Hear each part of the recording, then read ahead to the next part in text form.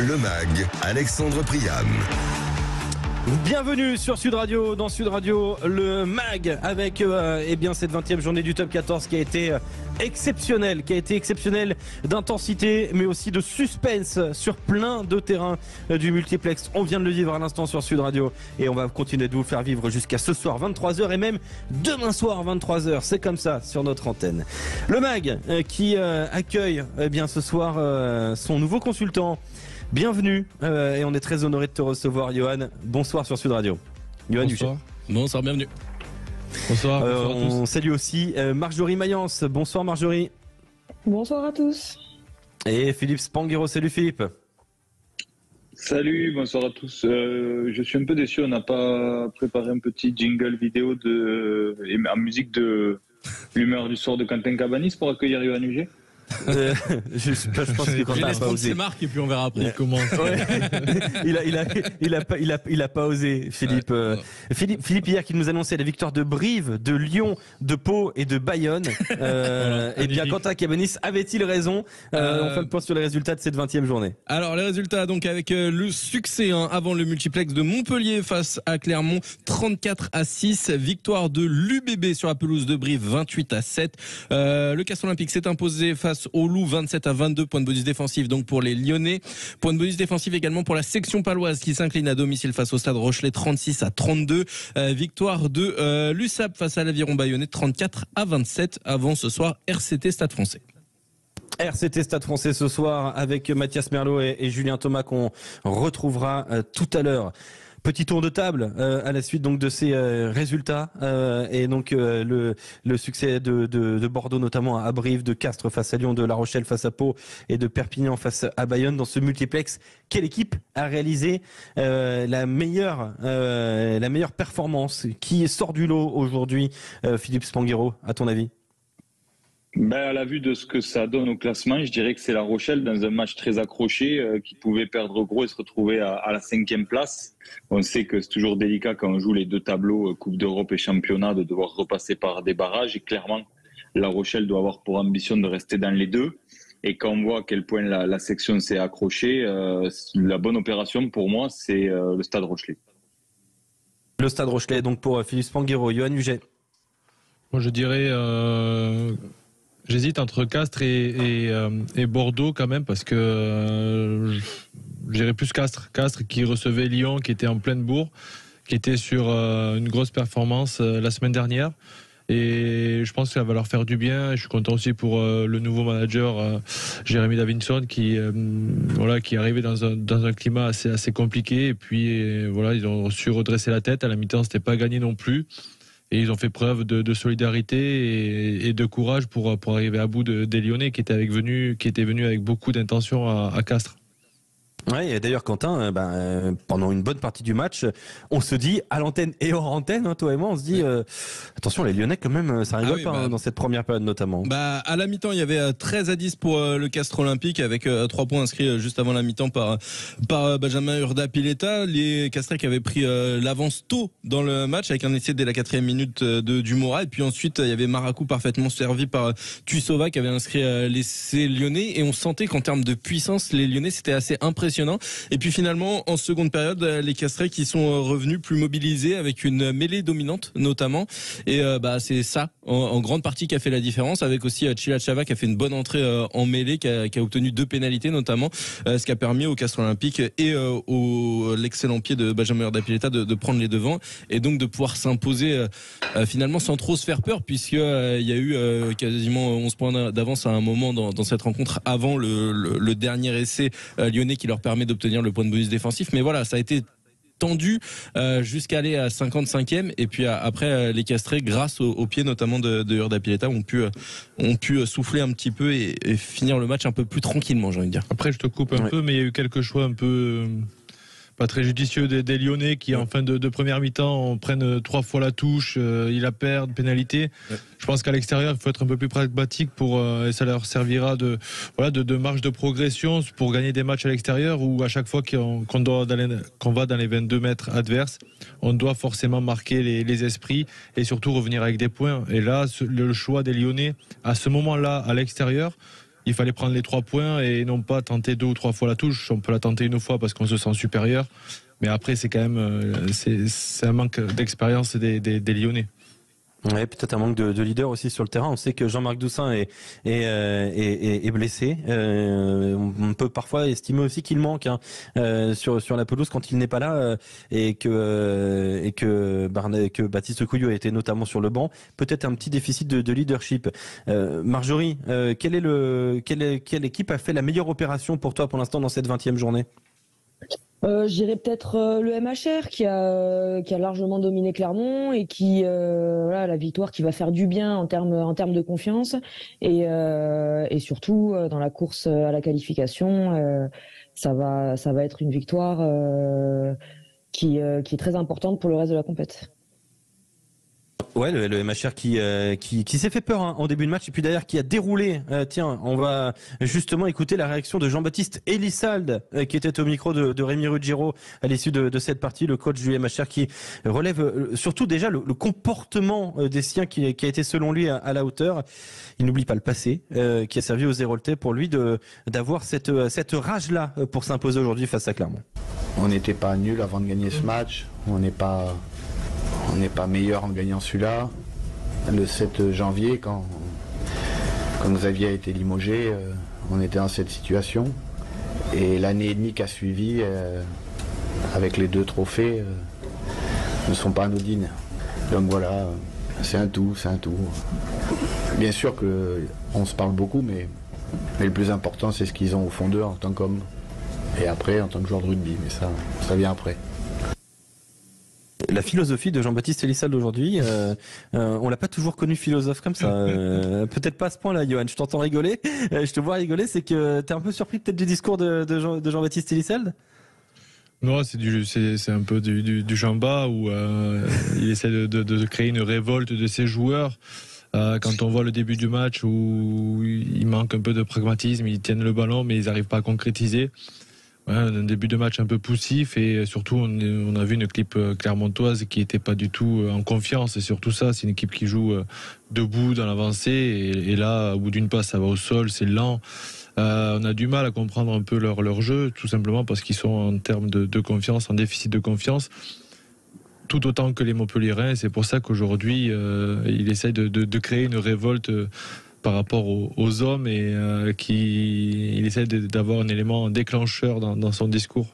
Mais bon, c'est pas trop son domaine sur ça, j'en bats. Ouais. Un petit tour de table, on en discute après. Tiens, est-ce que Montpellier peut intégrer le top 6? Quentin Cabanis. Ouais, ils peuvent, oui, ils peuvent. Oui. Ouais, allez, on va dire oui. Marjorie Mayence. Le MHR qui est 8e avec 44 points, c'est 44 points, c'est 6 de retard sur l'Aviron Bayonnais qui est 6e. Marjorie. Je dis oui. Ah, oui aussi pour le champion de France en titre du côté de Marjorie Mayence. Philippe Spanghero. Alors oui, d'un point de vue comptable, ils peuvent parce qu'en plus, on reparlera de Bayonne tout à l'heure qui aurait pu renforcer sa place dans le top 6. Il y a beaucoup de fragilité du côté du Racing et la dynamique est pas bonne. On verra ce que ça va donner contre le Stade Toulousain, mais c'est clair que du côté du Racing, c'est la plus mauvaise dynamique de ces clubs qui se battent pour intégrer le top 6. Après, honnêtement, j'ai pas la fin de parcours de la phase régulière de Montpellier, parce que c'est aussi au-delà du plan comptable un peu lié à ça. Tu vas la donner. Il y a un déplacement à Perpignan. Il y a un déplacement à Perpignan, il y a un déplacement au Chief d'Exeter. Et puis derrière, il faudra recevoir le Castres Olympique, aller à Bayonne. Celui-là, il sera important. Recevoir Brive, recevoir La Rochelle et aller à Pau. C'est pas impossible, hein. C'est pas impossible. Ça peut se faire. Non, c'est pas impossible, mais ce dernier match à Pau, il va conditionner beaucoup de choses parce que a priori, Brive est en train de décrocher, mais personne ne lâche en bas de classement. Et certainement que ce dernier match, cette dernière réception pour Pau, elle sera très importante dans la lutte au maintien et pour une place de barragiste.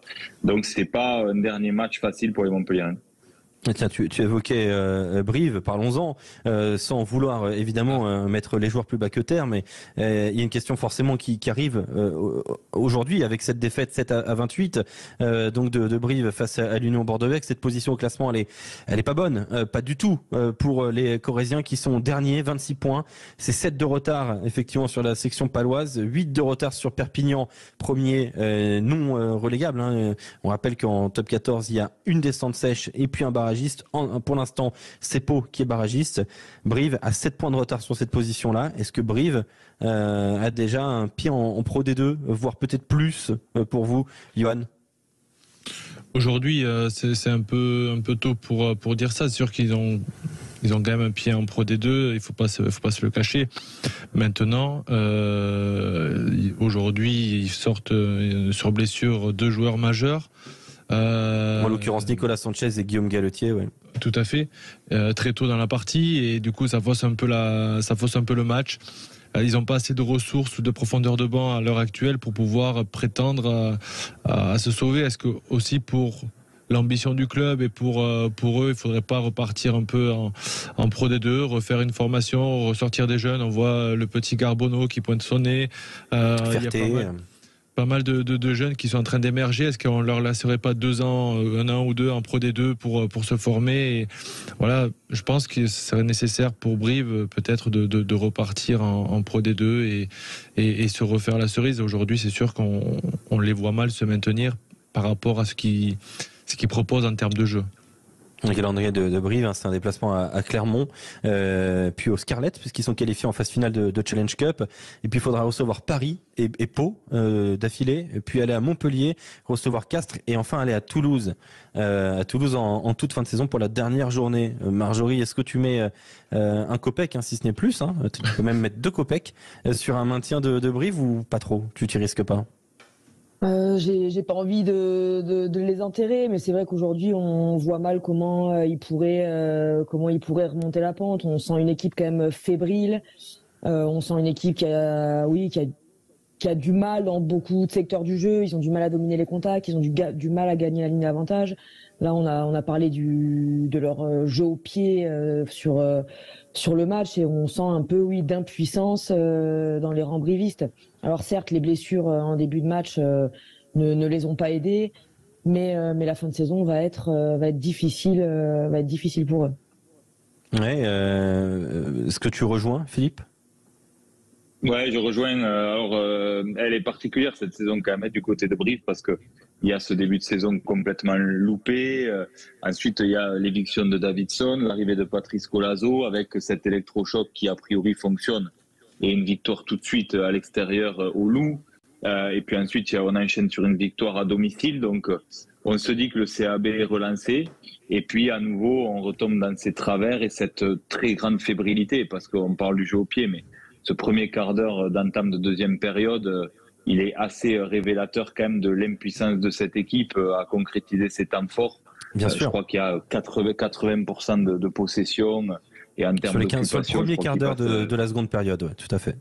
Ouais, c'est terrible. Et puis au-delà de ça, au-delà de la possession, en termes d'occupation, il campe 13 minutes dans les 22 bordelais sans réussir à marquer.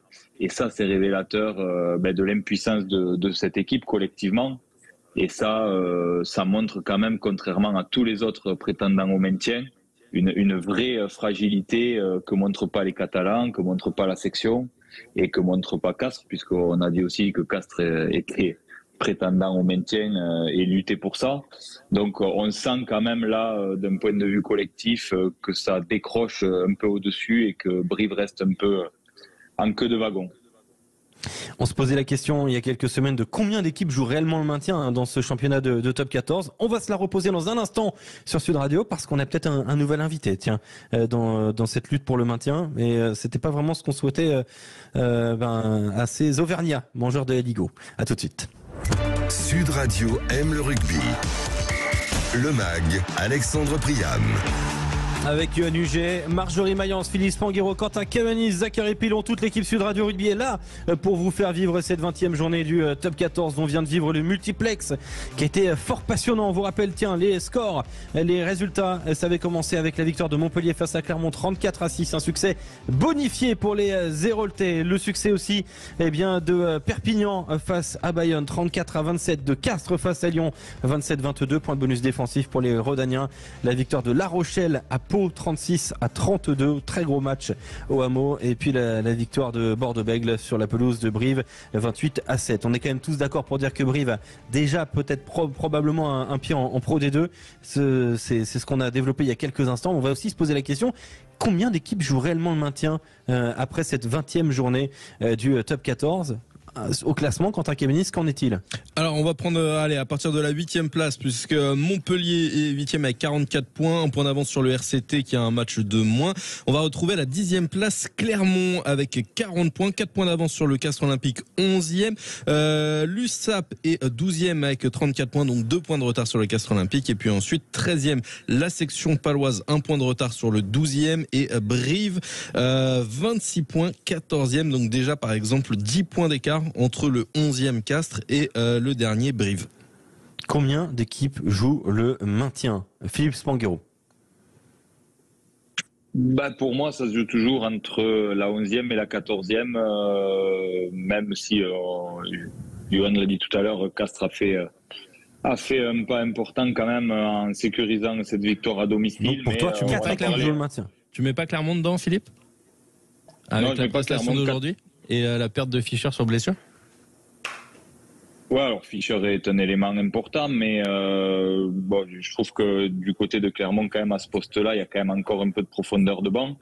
Puis il y a des jeunes joueurs qui émergent et qui deviennent des tauliers. On en reparlera peut-être tout à l'heure.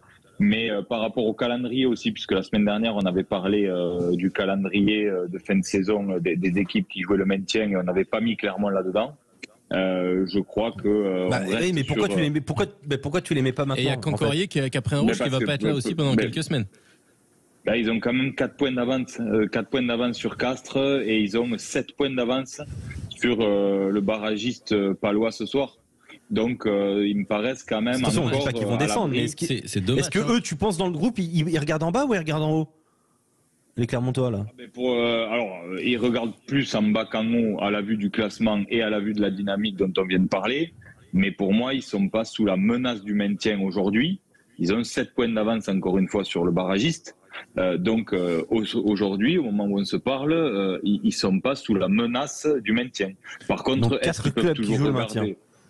Voilà, est-ce qu'ils peuvent regarder en haut? Pour moi, la réponse est non. Je crois que Clermont doit faire une croix sur le top 6 à la vue du match d'aujourd'hui et de cette incapacité à être régulier, puisque la semaine dernière, on a vu quand même une performance aboutie contre le RCT. On se disait qu'ils tenaient un de leurs matchs référence face à une faible équipe du RCT, mais malgré tout, c'est le genre de match que Clermont a peu été capable de sortir cette saison. Et puis, dès la semaine suivante, il y a cette performance à Montpellier. Donc, il y a beaucoup trop d'irrégularités pour regarder vers le haut, mais ils sont encore à l'abri. Donc, pour toi, il n'y a que 4 clubs qui jouent le maintien. Pour Quentin Cavanis, 5. Il englobe Clermont. Yoann Huget, ton avis? J'étais en train de regarder les futurs déplacements de Clermont et on peut mettre Clermont, effectivement. Alors, certes, ils ont leur destin entre les mains, mais ils ont quand même, ils vont recevoir Brive et ensuite ils vont à Pau. Donc ça va être un gros match. Derrière, ils vont à La Rochelle et ils reçoivent le Stade Français. Donc puis après ils vont à Bayonne qui a peu perdu à domicile de la saison. Voilà. Donc, ils ont quand même un calendrier assez costaud et on peut les mettre effectivement. Alors ils ont leur destin entre leurs mains, il n'y a pas de problème. Mais attention, parce que ça peut être déjà ce Clermont-Pau, ça annonce très chaud. Et ça va être ils ont perdu des éléments importants, comme le disait Philippe. Ils ont une profondeur un peu plus conséquente que les autres. Mais pour avoir été dans cette position, ça arrive vite, quoi. Ça arrive vite, mais ils seront pas derniers. Ils auront encore si la catastrophe est là, mais avec l'expérience de Christophe Furios, on peut imaginer qu'ils passeront pas par les barrages quand même. Alors Marjorie Mayence, 4 ou 5 clubs, ou moins ou plus d'ailleurs, qui jouent le maintien selon toi? Non, moi je dirais 4, effectivement. Donc toi tu exclus Clermont. J'exclus Clermont, ouais. C'est vrai que je pense qu'ils sont encore à l'abri. Effectivement, ils regardent plus en bas qu'en haut. Mais effectivement, ils reçoivent Brive. Après, il y a quand même des gros déplacements, mais où on peut imaginer qu'ils prendront au moins des points bonus. Je pense qu'ils sont quand même dans une dynamique autre que les derniers de classement. Donc on navigue entre 4 et 5 et on a Philippe Spanghero et Marjorie Mayence donc imagine plutôt 4 et Quentin Cabanis qui est catégorique sur 5, Yoann Huget qui émet effectivement quelques doutes sur la SM Clermont-Auvergne sur une potentielle cinquième équipe qui jouerait le maintien. Voilà donc sur ce multiplex, on va passer à une séquence, on va évoquer qu'est-ce qui a fait l'actualité cette semaine et ces derniers jours. Sud Radio aime le rugby, le tour de table de l'actualité. Et on va en discuter. C'est pas forcément des sujets rugby, même souvent, parfois hors rugby à 15. Chacun choisit un petit sujet qu'il a envie de développer, un coup de cœur ou parfois un coup de gueule. Ça peut être aussi un coup de gueule. Tiens, qui commence? Yoann Huget, notre nouveau consultant, Yoann. Tu voulais parler de Formule 1. Exactement, c'est un cri d'encouragement, on va dire, envers Charles Leclerc parce que il a subi une saison un peu. Team Ferrari ici. Il a subi une saison un peu compliquée la saison dernière, alors qu'il avait tout en main. Mais voilà, comme quoi la Formule 1, c'est une équipe et avec des choix un peu compliqués, ils n'ont pas réussi à tenir le cap d'une première victoire, on va dire, depuis une décennie sur le championnat du monde. Donc un Français dans une Ferrari. Un nouveau championnat qui démarre, on est tout de tout cœur avec lui. Ouais, Quentin Cabanis, d'ailleurs, il y a eu les qualifications, il s'est bien placé, Charles Leclerc. Ça n'a pas été le cas de tous les francophones, puisqu'il n'est pas français, il est monégasque, mais de tous les francophones, Quentin, et notamment d'une équipe française pour le coup. Ouais, ça a été compliqué pour l'écurie Alpine, et plus précisément pour Pierre Gasly, qui a même pas passé la Q1. Ça veut dire qu'il avait aucun espoir de se classer au-delà de la 15e place déjà. Et en plus de ça, son temps n'a même pas été comptabilisé. Donc Pierre Gasly au volant de sa Alpine, donc pilote français au volant d'une voiture française, va s'élancer dernier du premier Grand Prix de la saison. Donc c'est déjà le premier coup dur, et le deuxième coup dur c'était pour Esteban Ocon, qui lui s'est qualifié jusqu'en Q3 mais qui va s'élancer de la 9e position parce que il a pas fait de temps non plus dans cette Q3. Donc voilà, ça a été compliqué pour les pilotes français et pour l'écurie française sur les premières qualifications de la saison. En revanche, il y a un homme qui est toujours en forme, et c'est Max Verstappen, le champion du monde, qui a pris la pole position. Donc les Red Bull sont en forme, puisque la deuxième place sur la grille de départ, c'est Sergio Pérez, son coéquipier, qui va prendre donc la deuxième place sur la grille de départ devant le monégasque Charles Leclerc au volant de sa Ferrari. Derrière, on va retrouver Carlos Sainz, Fernando Alonso, l'immortel, George Russell, Lewis Hamilton, Lance Stroll et donc Esteban Ocon et Nico Hülkenberg. Donc on peut noter que les Red Bull sont en forme, que les Ferrari marchent bien, et que également pour l'instant il semblerait que du côté d'Aston Martin ça fonctionne fort aussi, et un petit peu plus de difficultés pour les Mercedes. Oui, deuxième tour de table avec une question, tiens, pour Philippe Spanghero. 4h du matin entre le samedi et le dimanche, c'est plus, parce que c'est le plus fêtard d'entre nous, c'est plus tôt ou c'est plus tard, Philippe Spanghero? Par rapport à quoi?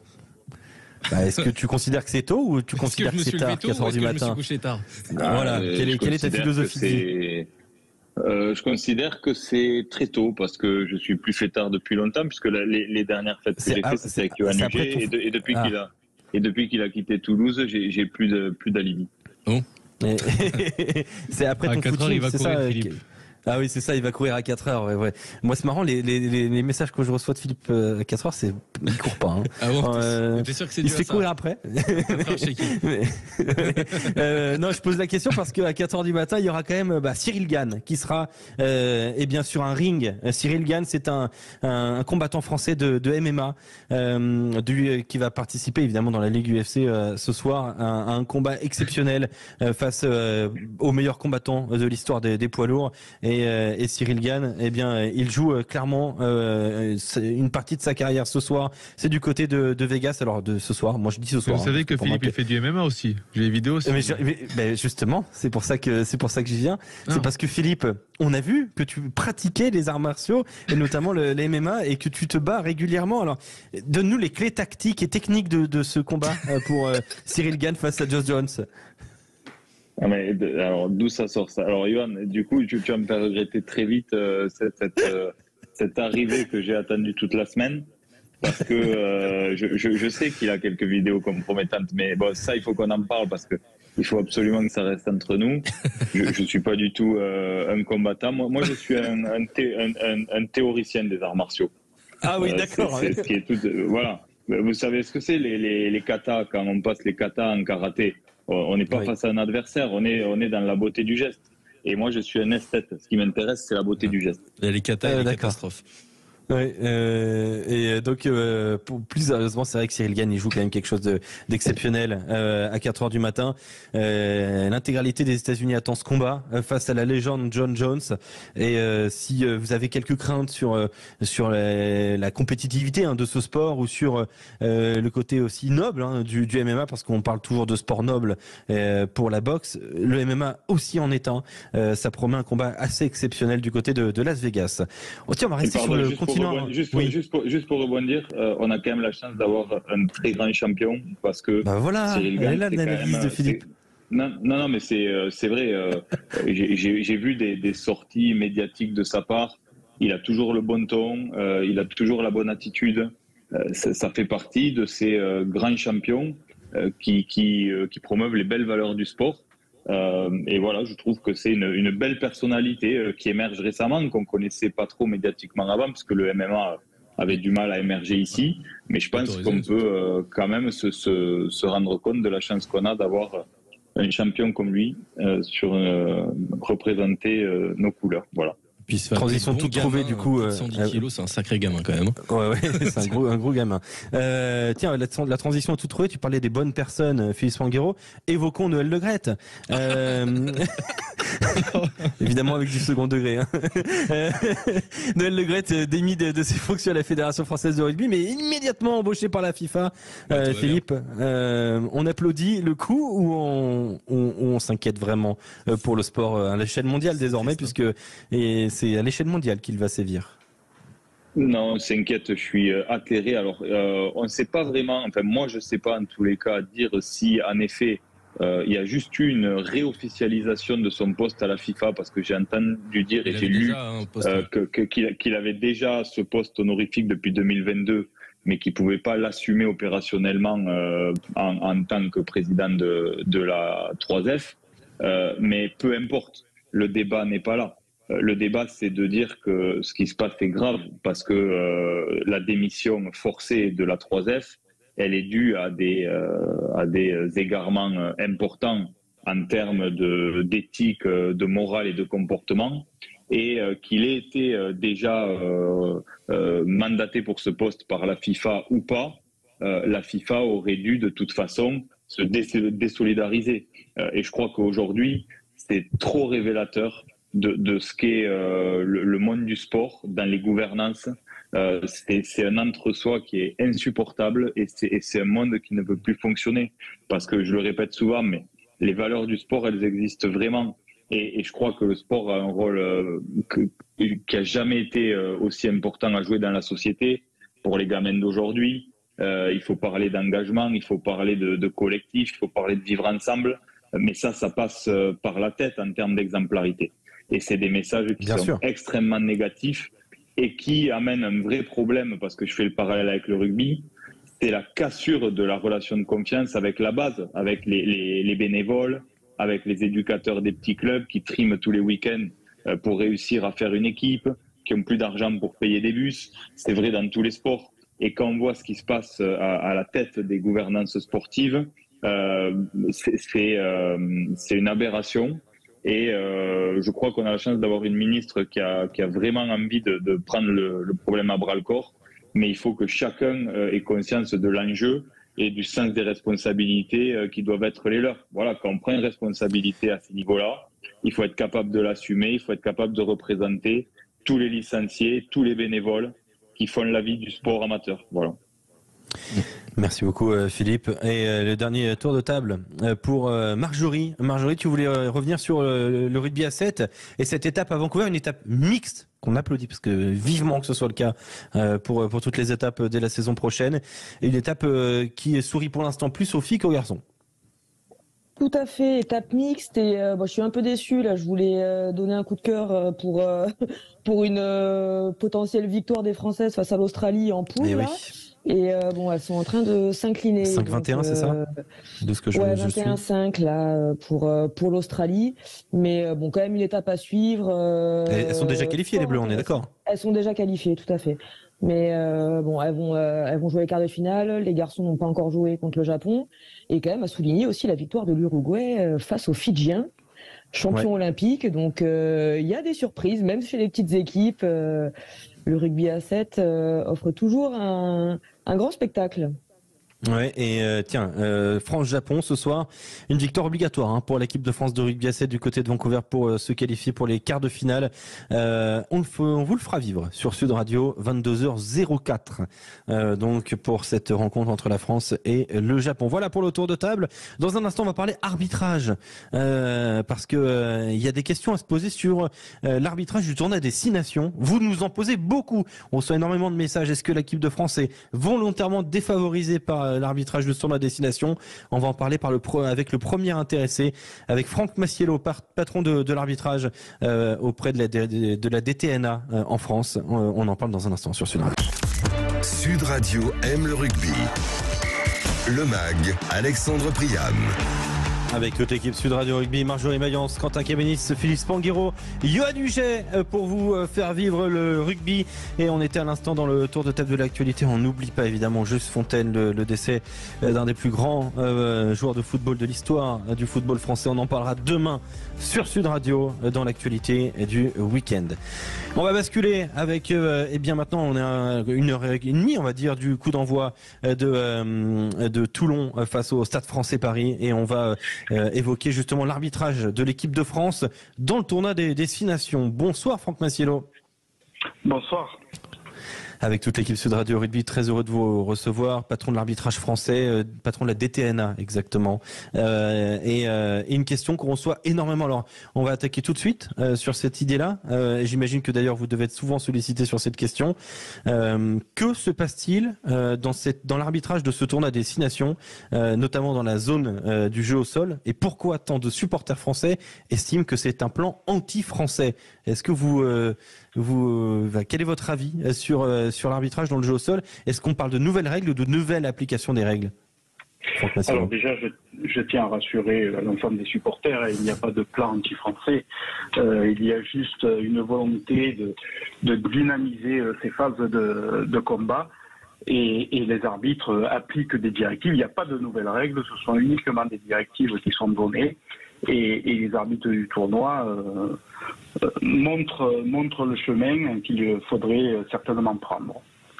Oui, donc quelles sont les nouvelles directives? C'est on va dire clarifier cette phase de jeu au sol, globalement, c'est ça l'idée?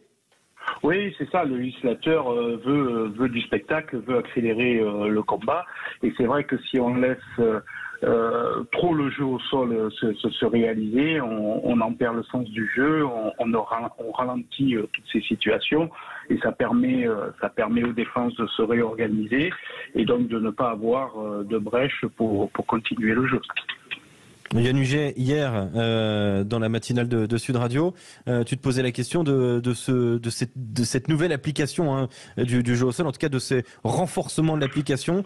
Tu t'interrogeais aussi sur la lisibilité pour le supporter de rugby, pour le fan ou pour le moins fan qui découvre et qui parfois un peu perdu. Ouais, exactement. Bonsoir, monsieur Massiello. Bonsoir. En fait, le problème, c'est que c'est toujours à l'appréciation de l'arbitre. C'est ça, moi, qui m'a toujours interpellé en étant joueur et d'autant plus en ayant arrêté. C'est que j'ai arrêté il y a pas si longtemps et je comprends déjà plus les règles. Donc, c'est compliqué parce qu'on s'attend à ce que on soit sur la même lancée. Et on s'aperçoit qu'en cours de route, il faudrait mieux, à 6 mois de la Coupe du Monde, d'améliorer les règles pour le supporter. Mais aujourd'hui, on a du mal à... Imposons une règle, et parce qu'aujourd'hui, si on regarde le top 14, ces règles-là, elles ne sont pas appliquées. C'est juste ça. Et c'est toujours à l'appréciation de l'arbitre. Combien de temps on a le droit de gratter? À partir de 5 secondes, 3 secondes. Donc, pour être un peu en relation avec certains joueurs encore aujourd'hui, ils sont tous un peu perdus. Pour être franc avec vous, tous les joueurs aujourd'hui qui aiment mettre les mains un peu dans le cambouis et gratter tous ces ballons-là, on sent qu'ils ont un temps d'hésitation. Et sur ce temps d'hésitation, c'est trop tard en fait. Non mais Johan, j'ai presque envie de vous donner raison. Je crois que notre sport, notamment les règles, sont en éternel mouvement et on n'a pas le temps de s'habituer à une règle, qu'on a des changements qui interviennent, du moins des compléments, des directives. Mais c'est vrai que le législateur veut toujours assurer le spectacle, donc accélérer le jeu. Mais parfois, ces règles-là ne sont pas entendues de cette oreille-là. Et il est vrai que, vous l'avez dit aussi, et vous avez raison, les règles de rugby sont laissées à l'interprétation, à l'appréciation du directeur de match, en fonction d'une sensibilité à cette règle. Effectivement, on peut avoir une interprétation parfois légèrement différente, mais on tend à une homogénéité de nos décisions. C'est notre souhait, du moins on essaie de travailler dans ce sens-là pour que tout le monde s'y retrouve et on pousse aussi pour que nos règles se stabilisent un petit peu de Coupe du Monde à Coupe du Monde, que chacun s'y retrouve et qu'on ait le temps de se familiariser, qu'on n'en fasse pas qu'un sport d'initié, quoi. Non, bien sûr. Là juste une dernière question, parce que entre l'Irlande-France qu'on a tous vu et France-Écosse, il y a quand même eu un arbitrage assez différent. Est-ce que c'est l'arbitre, quand il passe dans le vestiaire, il explique qu'il va laisser les rucks se jouer, pas forcément favoriser? Comment ça se passe pour les joueurs qui sont eux sur le terrain? C'est juste ça que j'aimerais comprendre, parce que les deux arbitrages entre 2 matchs et les semaines opposées ont été assez différents. Et est-ce que l'arbitre passe dans le vestiaire? Est-ce que c'est donné pendant la semaine? Voilà, c'était juste ma question du soir. Alors, au niveau de The World Rugby, je ne peux pas répondre. Je peux répondre ce qui se fait en France, mais en fait, je pense qu'on a un petit peu les mêmes observables. On ne souhaite pas, on ne veut pas que chaque arbitre décide comment il va interpréter les règles. On a une ligne directrice sur le jeu au sol, sur les mêlées, sur toutes les phases de jeu, et les arbitres doivent se rapprocher au maximum de cette ligne directrice. Après, un arbitre prépare aussi son match, il va étudier le jeu des équipes et il va essayer de comprendre là où il doit le plus souvent intervenir, mais aussi comment accompagner les intentions positives. Bon, c'est vrai que l'arbitrage peut changer d'un match à l'autre, mais est-ce que c'est aussi le même jeu qui est proposé à l'arbitre? D'accord. Là est la question aussi, quoi.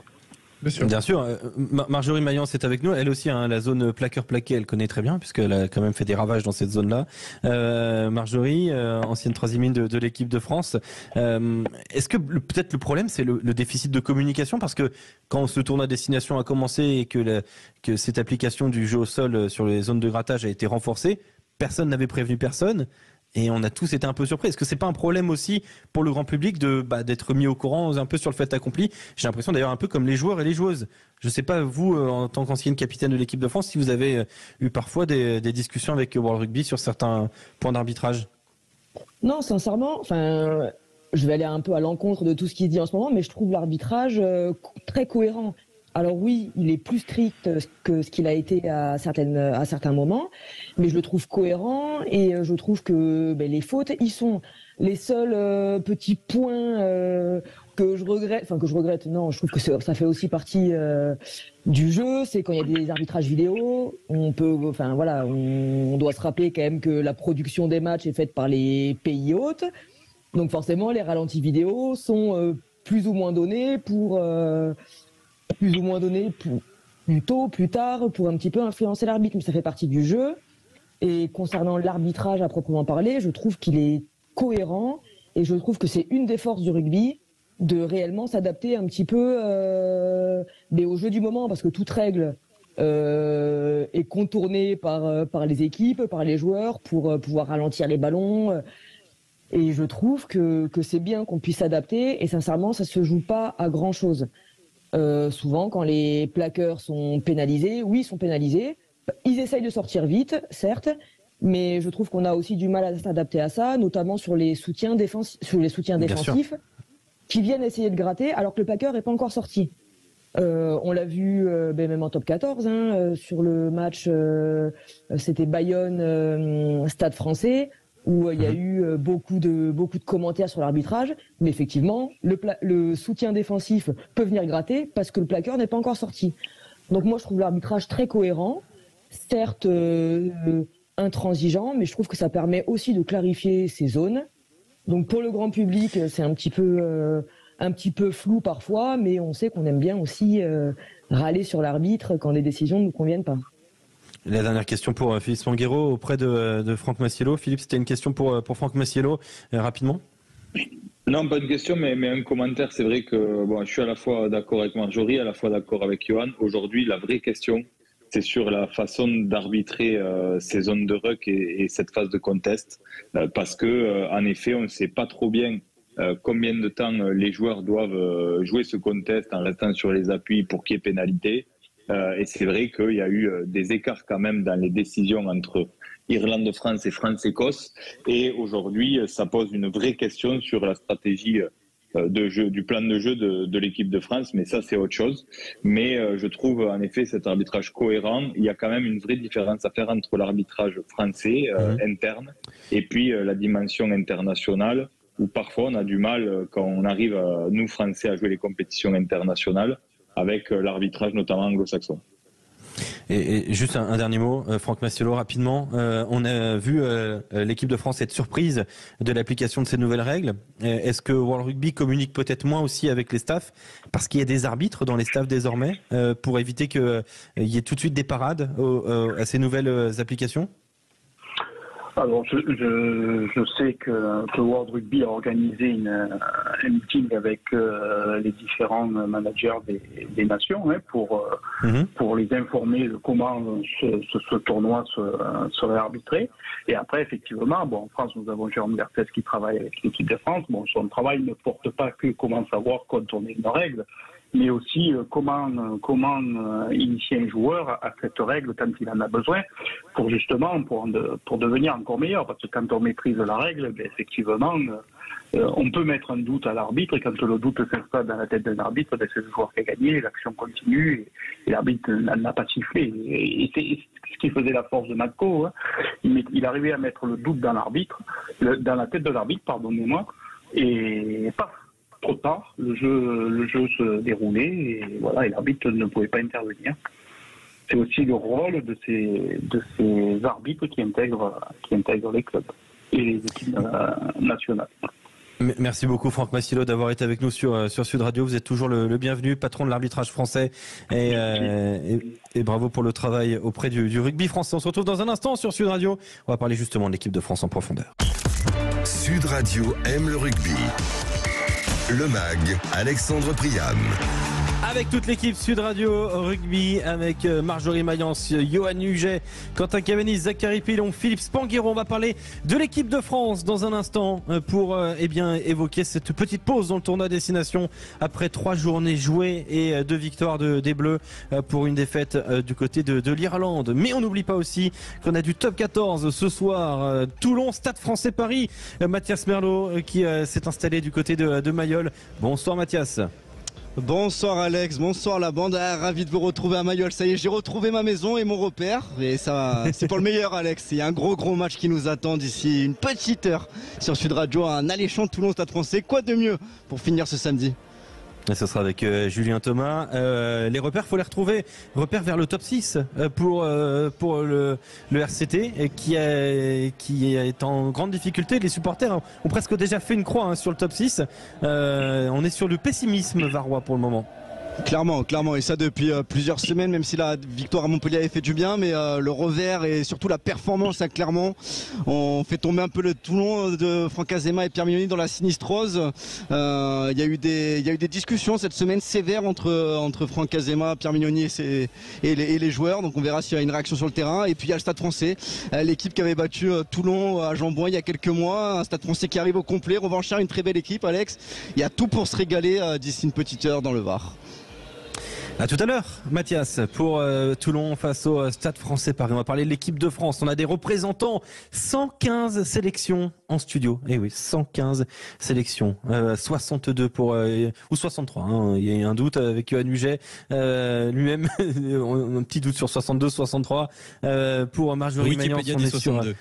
Oui, voilà, 62. Mais est-ce que Wikipédia est juste ça? Bon. Allez, nous Marjorie Magnance, 53 sélections. Marjorie. 53, je crois qu'on a recompté depuis Quentin, on est tombé à 53, donc si vous comptez ça fait 115. Et Philippe Spanghero qui a quelques sélections aussi d'organisation de tournée, plutôt Philippe qui a bifurqué dans l'événementiel avec le maillot de l'équipe de France. Philippe Spanghero, en parlant de l'équipe de France, c'est un petit cadeau comme ça, c'est comme quand on disait que tu avais 90 sélections avec Olivier Mann et on te félicite pour ça Philippe, on rigole, mais tu as été quand même le seul de nous à avoir une véritable carrière, parce que Quentin et moi on a des sélections négatives, très très négatives, et notamment pour moi. Philippe, un mot pour décrire la première partie. Le seul qui peut témoigner de ma carrière autour de cette table, c'est Yoann Huget, alors c'est quand même agréable. Tiens, alors du coup j'ai une question, Yoann, parce que Philippe nous vante quand même quelque chose d'important.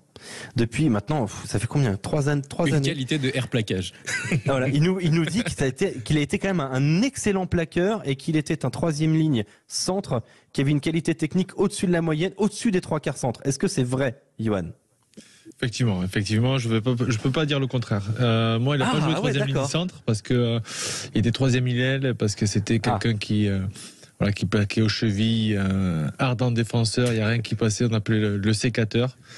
Et on a passé quelques belles années, on a une très très belle équipe en espoir, et on dit que souvent ces souvenirs ils restent à vie. Et voilà, on peut jouer les plus grands matchs, mais on se souvient toujours de ces matchs-là avec les jeunes, et Philippe en fait partie, et de ces soirées aussi mémorables. Mais Philippe était doté de très très bons appuis. D'ailleurs, il se fait un croisé comme ça, le pauvre. Et après, il a eu du mal à revenir, mais grâce à ses mains, il a réussi à retoucher le haut niveau. Philippe, je te sens ému, Philippe. Non, mais ça me fait plaisir parce qu'en fait, je souris à la fois parce que de tout ce que tu as dit est faux, hein, bien sûr. Non, mais c'est pas faux, la Spang. Je me suis jamais vanté de tout ça dans l'équipe. Mais en tous les cas, par contre, une chose est sûre, c'est que même si nos chemins se sont... Nos chemins se sont séparés. Non, c'est faux. Mais nos chemins se sont séparés. Ah non, mais moi je t'ai vu avec un sécateur dans ton grand jardin à Balma. Attends, je t'ai vu avec un sécateur, moi. Un espoir au Stade Toulousain, on a surtout créé des amitiés pour la vie. Voilà. Donc ça c'est ce que je retiens. Et je crois qu'on peut passer aux choses sérieuses parce que les gens qui nous écoutent sont pas très intéressés par tout ça, je pense. Mais en tous les cas, merci la Huge. Je crois que je dois avoir un rib à toi qui traîne et je m'occupe du virement. Tu prends l'échec, il n'y a pas de problème. Allez, une petite question concernant cette équipe de France. On vous le rappelle, les Bleus quand même qui sont sur 2 victoires, une défaite dans ce tournoi des destinations. Il n'y aura pas de 2e grand chelem consécutif, mais c'était déjà annoncé très difficile. Tant l'Irlande d'ailleurs survole un petit peu les débats. Un mot, un seul, pour décrire la première partie du tournoi de l'équipe de France. Vous choisissez un mot et on en discute après, ensuite. Quentin Cabanis, un seul mot. Poussif. Marjorie Mayence. Imprécise. Ah, j'aime bien. Imprécise. Yoann Huget. Adaptation. Philippe Spanghero. Incomplète. Alors, imprécise, incomplète. On va vous rejoindre. Pourquoi d'ailleurs? Pourquoi pas imprécise, Philippe, et pourquoi incomplète? Parce qu'il faut changer. Mais parce qu'il faut changer. Montrer qu'on a du vocabulaire. Et imprécis et incomplet, c'est pas tout à fait pareil d'un point de vue étymologique. Il y en a un qui est pas Non, mais donc incomplet parce que on n'a pas les réponses à toutes nos questions. On est resté un peu sur notre faim en termes de production de jeux sur la tournée d'automne, même si on est resté sur de belles victoires, notamment contre l'Afrique du Sud, mais qui ont marqué les esprits par l'état d'esprit de ce groupe qui est exceptionnel. Et donc, on a enchaîné sur cette série de victoires. Donc, finalement, on est passé un peu vite, je trouve, sur le manque d'ambition offensive. Et là, ça nous a sauté aux yeux avec ce début de tournoi où on sent beaucoup de fébrilité, on sent les joueurs un peu perdus. Et donc, pour moi, incomplète parce que on manque de réponses sur la capacité de cette équipe de France à produire de longs temps de jeu et à se trouver sur le terrain des automatismes dans le jeu au large qu'on a vu fébrile depuis le début. Voilà. Tu parlais d'une équipe de France qui a soufflé après la victoire face à l'Écosse. On va écouter d'ailleurs, François Cros, il était au micro d'un autre François Trio, au Stade de France il y a quelques jours. Et il se montrait rassuré après la victoire face à l'Écosse. Ce qui est important, c'est d'assurer la victoire et le point de bonus sans laisser de points encore une fois à cette équipe écossaise. Parce que c'est vrai qu'en Irlande, on a fait le voyage à vide et en plus on a laissé un bonus offensif à l'équipe d'Irlande. Donc c'était important de rectifier un petit peu le tir déjà en défense, de ne pas prendre 4 essais.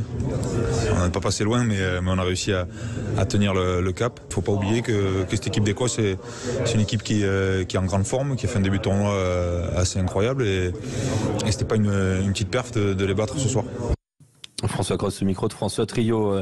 Ça avait commencé par une victoire de l'équipe de France en Italie, 29-24, rappelez-vous. Un succès qui a été suivi d'une défaite en Irlande 32-19, puis d'une victoire 32-21 face à l'Écosse.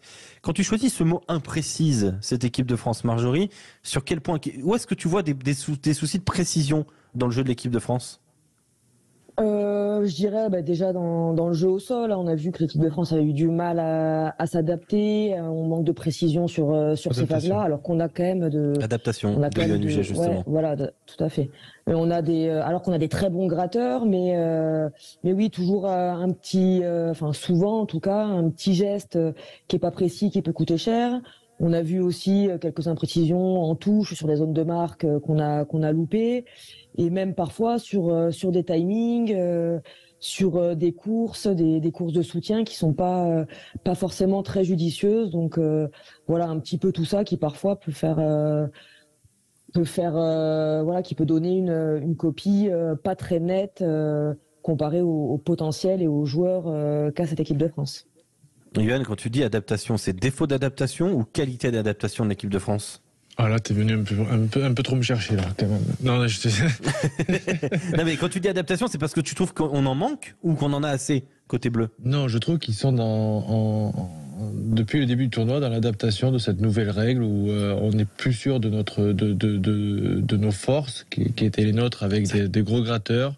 On a retrouvé ça face à l'équipe d'Écosse, justement, où on a eu une équipe de France pragmatique et qui a su s'adapter à cette nouvelle règle. Alors ça a mis 2 matchs, mais on a retrouvé notre équipe de France qui était sur de la dépossession. On a laissé le ballon aux Écossais, mais à chaque fois qu'on est allé dans leurs 22 mètres, on a marqué des points, on est revenu avec des points. C'est cette équipe de France où il faut qu'elle s'affirme là-dedans. Mais aussi, on s'adapte avec le dernier point et non pas des moins importants. C'est la perte de Jonathan Danty au centre du terrain qui nous a fait extrêmement de mal et plus qu'on ne le pensait, je pense. Jonathan Danty qui a été encore une fois très très bon tout à l'heure face à la section paloise, le joueur de La Rochelle. Quentin, quand tu parles de poussif, est-ce que tu penses par exemple, une suggestion, à cette charnière bleue? Est-ce que tu la trouves poussive ou est-ce que tu la trouves au niveau, cette charnière du Pont-à-Mac? Moi, c'était plus dans l'ensemble. C'était pas pour un cas particulier que je pensais à ça. C'était sans parler trop du match de l'Irlande où là l'adversaire était vraiment très bon. Mais je les ai trouvés poussifs, notamment face à l'Italie et face à l'Écosse où on s'est imposé, mais au final on n'a pas été régnant. Voilà, j'ai trouvé un manque de maîtrise et c'est dans ce sens-là que j'ai trouvé l'équipe de France un petit peu poussif. Ouais, parlons justement de cette charnière. On voit quand même beaucoup de critiques sur Romain Ntamack, parfois aussi sur Antoine Dupont. Est-ce que cette charnière est au niveau de la saison dernière, Philippe Spanghero, et est-ce que elle a une part de responsabilité dans ce jeu difficile à lire de l'équipe de France? Alors d'abord, la charnière, elle a placé la barre très très haut quand même en termes de niveau. Donc forcément, il y a beaucoup d'attentes. Effectivement. Oui. Donc il y a beaucoup d'attentes et beaucoup de pression, mais ça, je pense qu'ils sont à même de le comprendre, les joueurs dont on parle. Il y a aussi clairement un plan anti-Dupont. On voit à quel point il est agressé autour des regroupements et il est en difficulté parce que il doit faire face à un plan anti-Dupont assez régulièrement. Mais au-delà de ça, je le trouve lui particulièrement un peu émoussé. Ça ramène le sujet sur la table de ces relations fédération-club où forcément le Stade Toulousain a le et pourtant le Stade Toulousain joue le jeu. Oui, Mola joue régulièrement le jeu. Non, le Stade Toulousain fait partie des clubs qui jouent vraiment le jeu. Mais je lisais un papier dans l'équipe il y a quelques jours ou quelques semaines, je sais plus, de comparaison du temps de jeu d'Antoine Dupont et ses concurrents des grandes nations mondiales. Et c'est quand même effarant de voir l'écart qu'il y a entre Dupont et les autres. Donc je le trouve un peu émoussé au-delà de toutes les questions techniques de savoir si le Stade Toulousain joue le jeu ou pas. Et c'est le cas. Et c'est pas le sujet. Et puis pour moi, c'est un peu différent du côté de Romain Ntamack. On en a parlé la semaine dernière. Il y a aussi une question par rapport à l'utilisation qui est faite aujourd'hui de Ficou. 7 passes contre l'Écosse. Russell en fait 44 parce que le circuit privilégié d'Antoine Dupont face à l'Écosse, c'est Ficou et non pas Ntamack. C'est ça.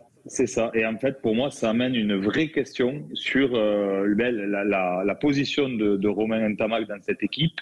Et est-ce qu'il se sent toujours autant le chef d'orchestre ou pas?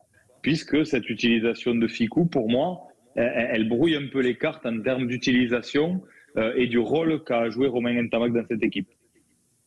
Non mais Philippe, juste pour te reprendre, c'est juste que à la place de Gaël Ficou, celui qui doit toucher le ballon, c'est Jonathan Danty. Donc, et celui qui anime ça, c'est Romain qui annonce toutes ces combinaisons et c'est prévu dans le plan de jeu de Fabien Galtier. Donc, le chef d'orchestre, c'est Romain.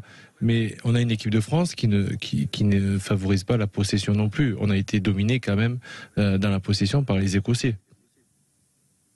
Ah oui, complètement. De toute façon, on est dominé dans la possession depuis le début de tournoi, même contre l'Italie. Mais attends, on était sur quelque chose de volontaire. Le staff de l'équipe de France le faisait volontairement. Est-ce que c'est toujours le cas, Philippe?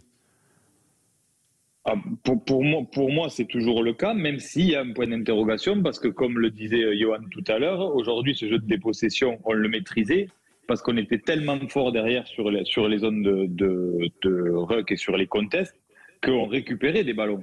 Mais le jeu de dépossession, si tu n'as plus de certitude sur la façon de récupérer le ballon, ça devient plus compliqué. Oui, très compliqué. Marjorie, est-ce que tu comprends parfois les interrogations des supporters de rugby sur cette charnière des Bleus qui est moins exceptionnelle? Elle était vraiment à un niveau inouï la saison dernière, parce qu'elle est aussi peut-être mieux lue par les adversaires?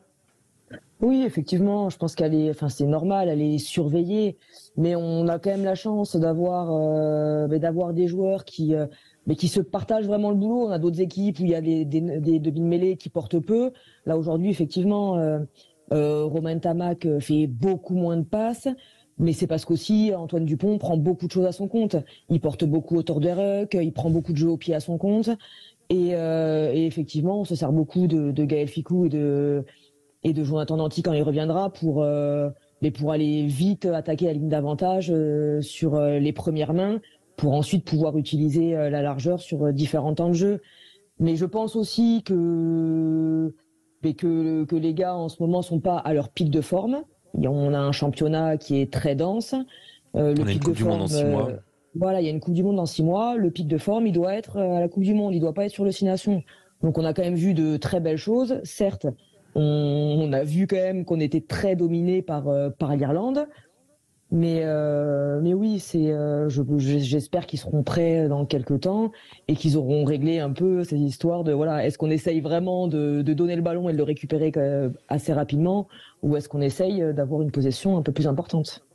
Oui, le groupe de l'équipe de France pour préparer l'Angleterre a été annoncé. Devant, on a Aldeguerri, Aldrit, Antonio, Baye, Barlow, Castex, Chaluro, Cretin, Cross, Falatea, Flamand, Laclaya, Lavaux, Macalou, Marchand, Movaca, Olivon, Tanga, Taofi Fenois et Verntaifer, Vardy et Villemc. Et enfin, Sacha Zeger.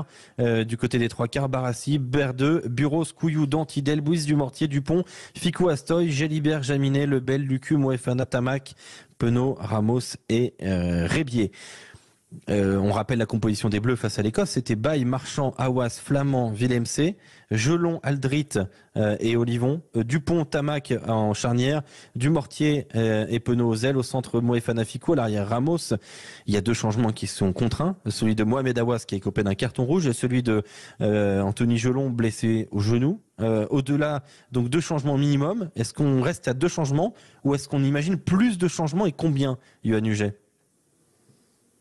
Si on regarde un peu la compo du Stade Toulousain, on voit pas d'Aldeguerri, on peut se douter qu'il démarre face à l'Angleterre et au centre. On va voir comment Jonathan Danty passe la semaine, mais je vois 2 changements. Donc 2 changements en plus, 4 au total donc de ton côté, Yohann. Philippe? Moi, je vois ça aussi. Le retour de Danty, on l'avait déjà évoqué, même s'il a été jugé pas assez en forme par le staff pour le match contre l'Écosse.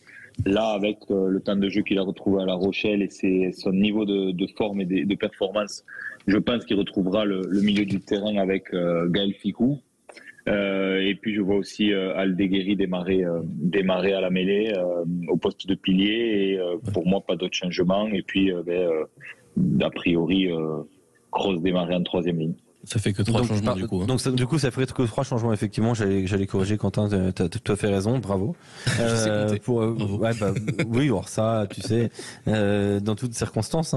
Marjorie Mayence, est-ce que tu restes aussi toi sur 3 changements, donc un changement en plus que les 2 contre 1?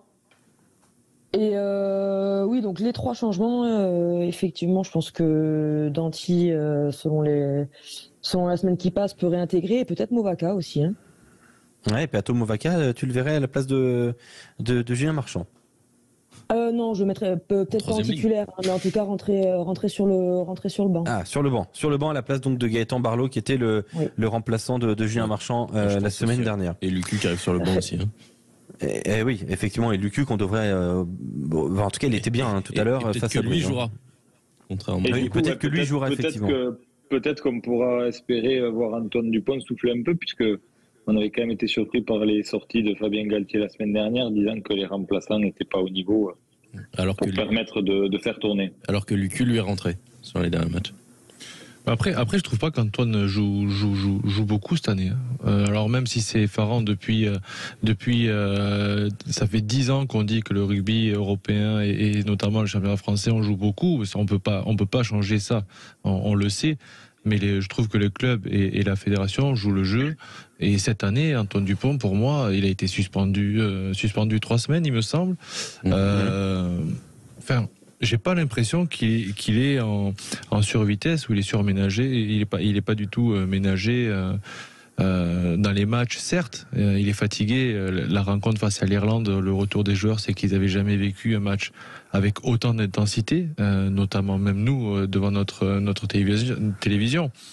Mais vous dire qu'Antoine Dupont aujourd'hui est fatigué, vous entendre dire ça me paraît fou parce que aujourd'hui on l'a beaucoup moins vu que les autres années.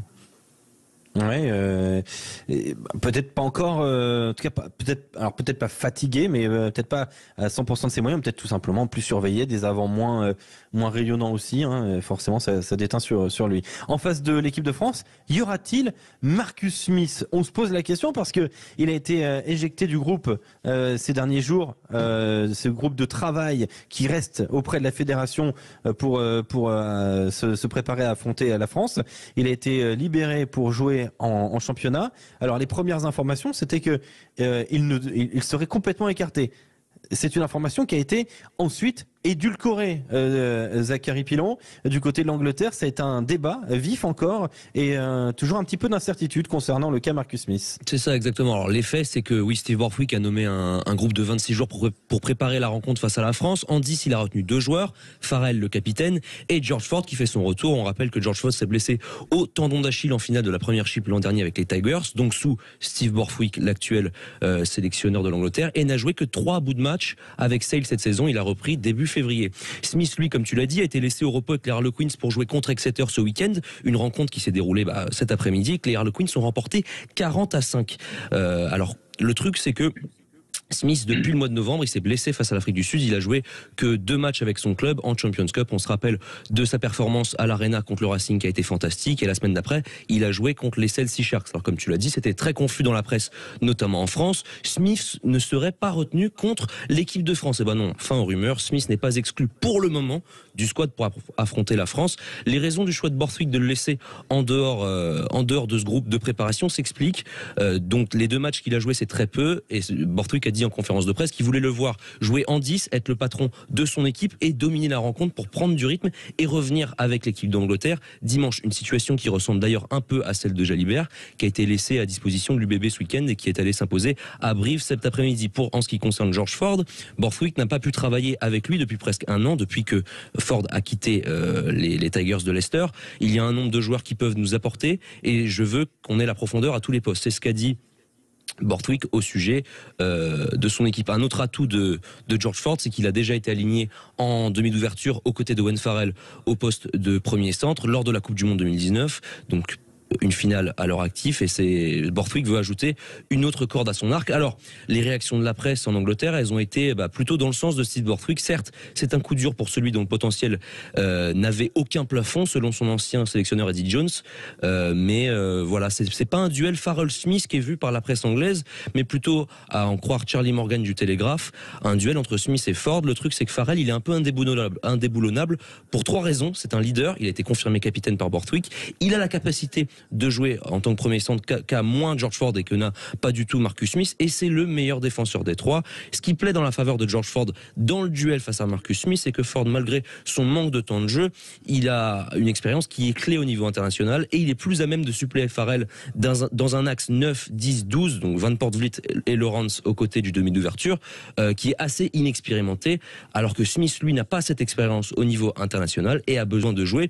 Un avis avec lequel est plutôt d'accord Mike Brown, qui concède d'ailleurs que Farrell a été le meilleur ouvreur des 2 en championnat cette saison, même s'il imagine que le compétiteur chez son ancien coéquipier, chez les Queens, doit bouillonner. Et Danny Kerr, lui, le partenaire de Marcus Smith en club, il est assez déçu de la situation. Il dit, voilà, Marcus Smith devrait jouer plus de 14 secondes le temps de jeu qu'il a eu contre le Pays de Galles, et c'est très dur pour Marcus Smith en ce moment. Et puis enfin, Will Greenwood, 3/4 centre champion du monde en 2003, a déclaré sur TikTok, d'ailleurs une chaîne qu'il faut suivre parce qu'il est très très bon dans l'analyse, il a poussé justement son analyse un peu plus loin. Le match contre Exeter cet après-midi était à Twickenham comme contre la France. Donc voilà, Marcus Smith a eu l'occasion de disputer une bonne partie du match au poste de numéro 10, et le coach de l'attaque des Harlequins, c'est Nick Evans, qui est aussi le coach de l'attaque de l'Angleterre. Donc c'est une sorte de répétition générale pour le demi d'ouverture.